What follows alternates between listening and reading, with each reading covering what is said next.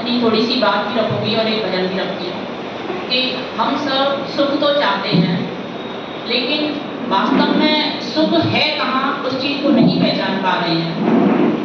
आज हम संसार की चीजों में सुख ढूंढ रहे हैं, एक दूसरे का विरोध करते हुए सुख ढूंढ रहे हैं, लेकिन वास्तव में अगर हम अपने वेदों की ओर लौटेंगे, वेदों को हम पढ़ेंगे, उनके मंत्रों को हम पढ़ेंगे, तो एक एक मंत्र जो है ना हमें बता रहा है कि तुम अपने जीवन को सुख से कैसे भर सकते हो।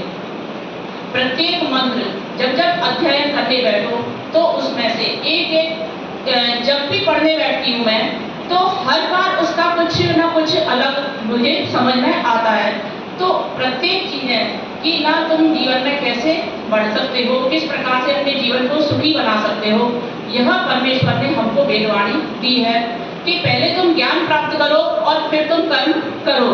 लेकिन आज क्या हो रहा है कि पहले हम कर्म कर रहे हैं, फिर उसके बाद हम वेदों से औरों को जोड़ने वाले बन रहे हैं, लेकिन हम खुद जो है ना उस पर बिल्कुल चिंतन अच्छी तरह से अगर करें, किसी अच्छे आचार्य के साथ बैठ करके अगर हम अध्ययन करते हैं, तो वास्तव में हमें उनसे बहुत कुछ सीखने को मिल रहा है कि हम अपने जीवन को कैसे जिए, किस प्रकार से हम अपने जीवन को सुख से भरें।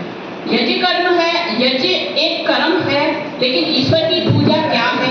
ईश्वर की पूजा वेद में मैंने सामने इतना पढ़ी है, ईश्वर की वहाँ वाणी है कि ना तुम अपनी इंद्रियों को सम, दम, दया और दान।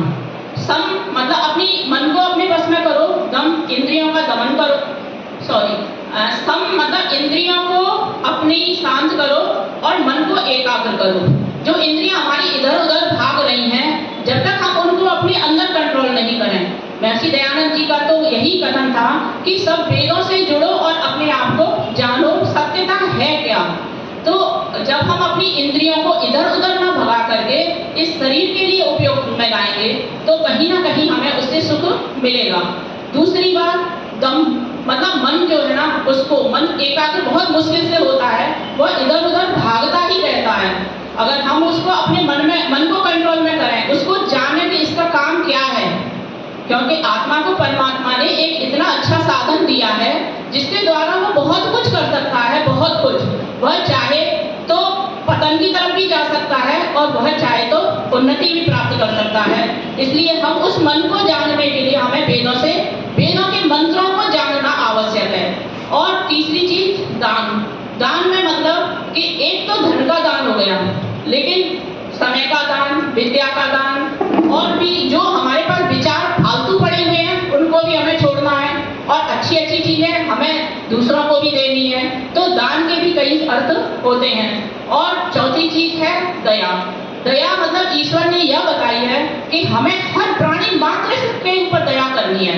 ये नहीं कि हम किसी का कुछ कह रहे हैं और किसी का कुछ कह रहे हैं, लेकिन ईश्वर हमको आज्ञा दे रहा है वेद में कि प्रत्येक प्राणी जिसको हम सुख दे रहे हैं, प्रत्येक प्राणी को सुख देते हुए ही हम कर्म करने वाले बने।